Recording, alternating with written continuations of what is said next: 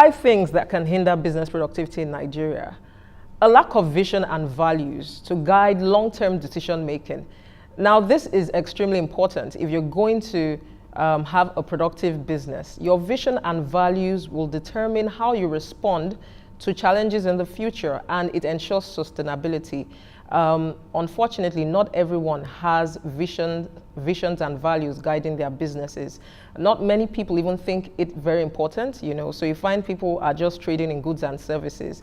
However, this makes us to be a people who don't necessarily have long-term businesses. So in Nigeria, you can rarely find businesses that have stayed 50, 100 years, amongst us. So visions and values, please take that into consideration as you build your business. It will ensure that you have a sustainable business that lives beyond you.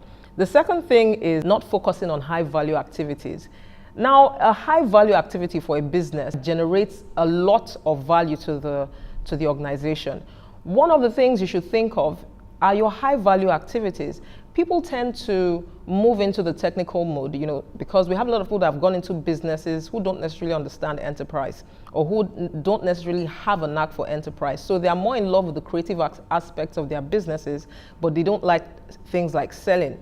So you find them avoiding sales until their businesses, their books are in the red. You have to focus on selling, especially as a CEO. You are the chief marketing officer of your organization, and that's a high value activity. So what's your plan for sales? How many customers do you want to reach out to within the day, within the week? What's your plan for networking? Those are high value activities, and it will ensure that your business stays productive. The third thing is a Me Too product mindset. It can hinder business productivity when you just think of how to jump into the market, to copy other people. I mean, you see someone's into pure water and you jump into the pure water business, or you see someone just floated maybe a bakery and you just jump into it. That's a Me Too product mindset. Now, I know that every business is built on another business that pre-existed.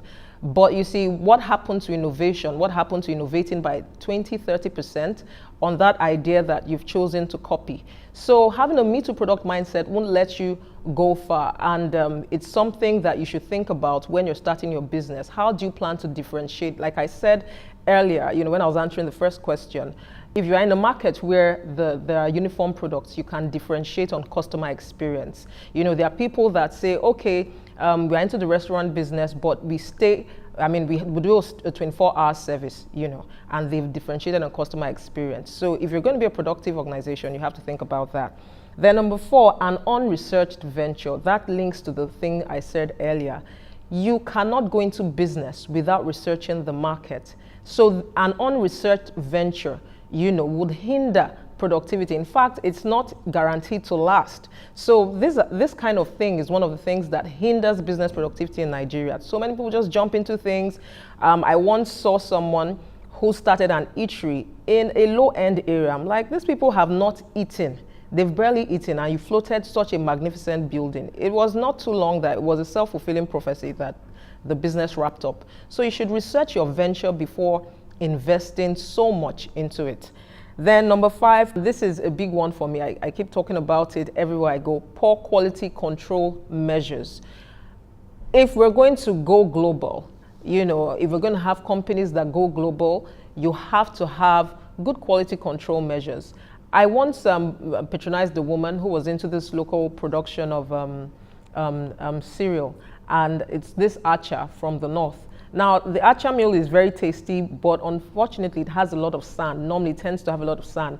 So she wrote on her pack, sand-free. And I said, are you sure it's sand-free? She said, yes, it's sand-free. I mean, she had already promised me something, a certain level of quality. And I invested so much in that meal, bought a lot of fish and a lot of things, because I really wanted to enjoy it. And the first bite I took, it was totally sand-filled. She should have put that on the pack, sand-filled. So I was pretty upset.